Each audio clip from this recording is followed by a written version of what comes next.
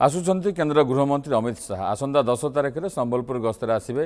केंद्र गृहमंत्री अमित शाह 10 तारिख अपराह 2:50 शाह संबलपुर पहुंचे 5:30 पर्यंत संबलपुर रहिबार कार्यक्रम रही। प्रथमे केंद्र गृहमंत्री मां समलेश्वरी दर्शन करने पर अईठापाली पीएचडी पड़िया साधारण सभा जोगदेवे। बुर्ला भीमसार सुपर स्पेशलिटी हॉस्पिटल उद्घाटन कर कार्यक्रम रही। एथिपाई प्रशासन पक्षर व्यापक व्यवस्था करा जाउछि।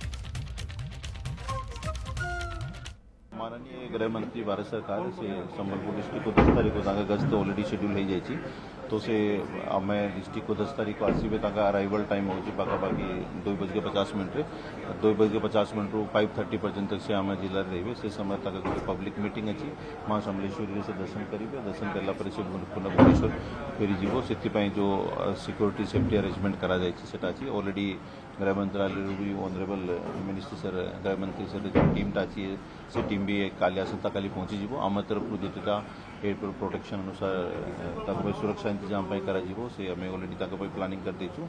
डिस्ट्रिक्ट रे जितेटा टीमटा अच्छी आम वेन्यू मीटिंग कूटा रही ट्रैफिक अरेंजमेंट भी आम कर देचु।